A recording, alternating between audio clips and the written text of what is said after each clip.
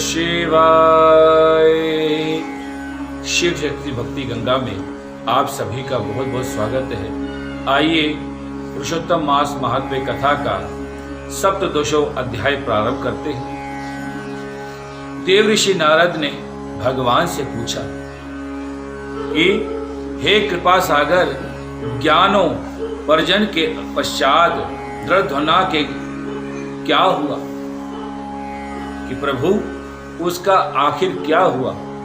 श्री नारायण बोले, राजा धनध्वज अपने पूर्व जन्म की कहानी सुनकर अति आश्चर्य से भर उठे और सुदेव ब्राह्मण के रूप में अपने पूर्व जन्म में इतनी कथा सुनने के पश्चात आगे विवरण जानने की उनकी आकांक्षा और भी अधिक बढ़ उठी। ततः उन्होंने महर्षि वाल्मीकि से आगे की कथा सुनाने की विनती की। हे प्रभु, कि आगे की क्या कथा है, कृपा करके अपने मुखारबिंद से ये कथा का हमें श्रवण कराएं। वाल्मीकि जी ने कहा कि हे राजन, अपनी पत्नी की ऐसी कर्णप्रिय शीतल वाणी को सुनकर सुदेव ने धीरज रख लिया और हरि के ध्यान में मगन होकर जीवन बिताने लगे। हरि बोल। कुछ काल जो ही बीत गए। एक दिन सुदेव ब्राह्मण श्री हरि चिंतन में निमग्न समिधा कुश फल फूल एकत्र करके वन की ओर चले गए। हरि बोल। तब उनका एक पुत्र शुकदेव भी मित्रों के साथ स्नान और जल क्रीड़ा करने हेतु एक सरोवर पर चला गया। हरि बोल। ग्रीष्म ऋषि थे अति सभी बालक एक दूसरे पर जल उछाल रहे थे, क्रीड़ा कर रहे थे। शुकदेव को इस खेल में बड़ा आनंद प्राप्त हो रहा था। खेलते हुए सभी बालक सरोवर में आगे बढ़ते गए। खेल ही खेल में बालकों ने शुकदेव को गहरे जल की ओर भगा दिया और वह भी उन बालकों से बचने के लिए उधर बढ़ने लगा। देव शांत वह अथाह जल में डुबकी खा गया, गहरे जल में नीचे की ओर उतरता ही चला गया। खेल खेल में ही शुकदेव जल में इतना नीचे उतर गया कि वह अपने आप को संभाल नहीं सका। अत्यंत व्याकुल होकर वह निकलने का प्रयत्न करने लगा, लेकिन वह ऐसा ना कर सका और उसकी अतः मृत्यु हो गई। बोल श्री विष्णु भगवान की जय। यह देखकर अन्य बालक हाहाकार करते हुए वहां से भागे और एक शोक समाचार को उसकी माता गौतमी को आकर सुना डाला।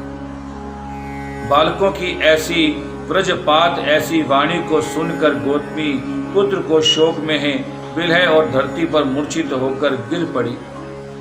उसी समय सुदेव ब्राह्मण घर पर आए और पुत्र की मृत्यु का संवाद सुनकर वह भी कटे हुए वृक्ष की तरह पृथ्वी पर पछाड़ कर गिर पड़े।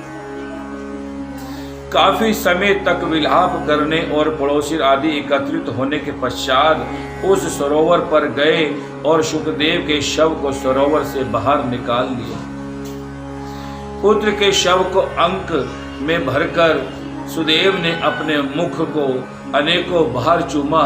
करुण सुधार करते हुए सुदेव गदगद वाणी में विलाप करने लगे। हे पुत्र, मेरे सोच को दूर करने वाली मनोहर शीतल वाणी में मुझसे वार्ता तो कर।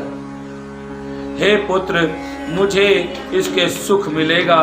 हे वत्स, वृद्ध माता पिता को असमय में छोड़कर तुम्हारा जाना उचित नहीं है।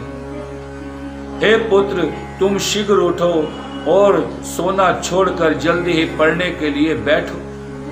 मैं तुम्हें छोड़कर कहीं नहीं जाऊंगा। वहां अब क्या रखा है? मैंने कोई निंदित कार्य भी नहीं किया, ब्रह्म हत्या नहीं की, जिस पर भी किस कुकर्म का मुझे कोई फल मिलता। हे निर्दय विधाता, तुम्हें इस दीन वृद्ध की आंखों से निकाल कर क्या लाभ मिला? हे पुत्र, तुम कुछ बोलते क्यों नहीं? तुम्हारी यह माता कैसे विलाप कर रही है?